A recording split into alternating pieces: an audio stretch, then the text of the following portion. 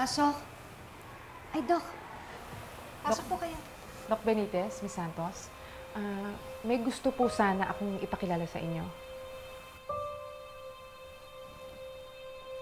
Yes, ma'am. Yes, ma'am.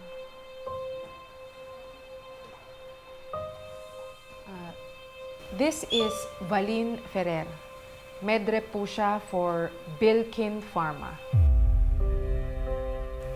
I think matutulungan niya tayo sa problema natin. Miss Ferrer, may gusto ka bang sabihin sa kanila? Yes, Doc. Sa akin po yung pouch na nakita niyo sa bar. Sa akin po yung morphine.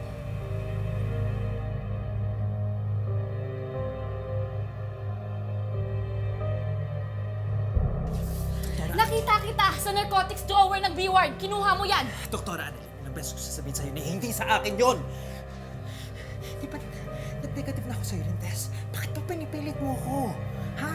Eh bakit ka nagtuturok? That's my pain reliever, okay?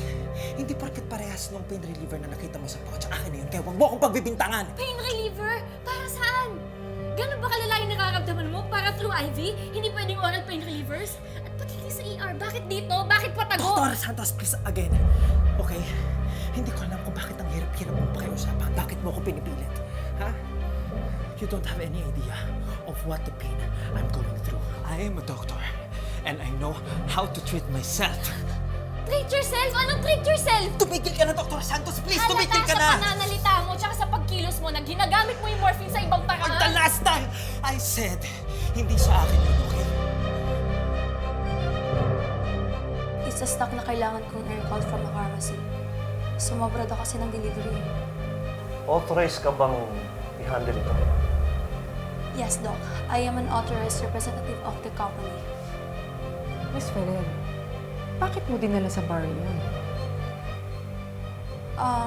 May kinita lang po ako ng gabi yun sa bar. And I know it was irresponsible of me na nawala ko yung stocks. Hindi ko kasi namalayan na nadala ko pala siya. Saka ko lang na-realize nung nakauwi na ako na nawawala na pala yung pouch. Kaya humihingi po ako ng pasensya na nagkagulo po kayo dahil sa kapabayaan ko. Ilang gabi na po akong nag-aalala. Baka pag nalaman to ng kumpanya ko, malalagot po talaga ako. Baka mawalan po ako ng trabaho. Kaya nagpapasalamat po ako sa inyo na kayo po ang nakakita. At least alam ko pong safe ang vials. And I'll make sure po na hindi na po ito mauulit. Promise. Sorry po, sobra. Maraming salamat, Miss Ferrer. Malinaw na sa akin ang lahat. I can say that this case is closed.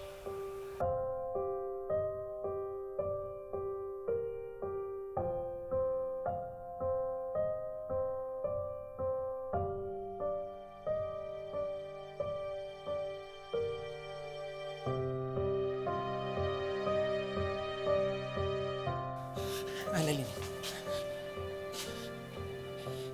ba kaibigan mo ako?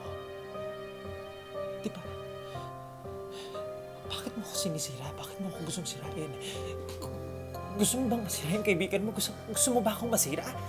Yun ba yung plano mo? Bakit? Bakit Hindi hindi sa mo ako ganun. tulungan? Mali yung ginagawa mo.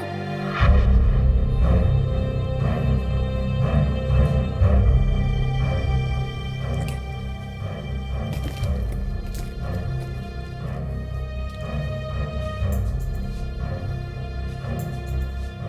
Last na sasabihin ko sa'yo. Huwag kang makikialam. Huwag na huwag kang makikialam.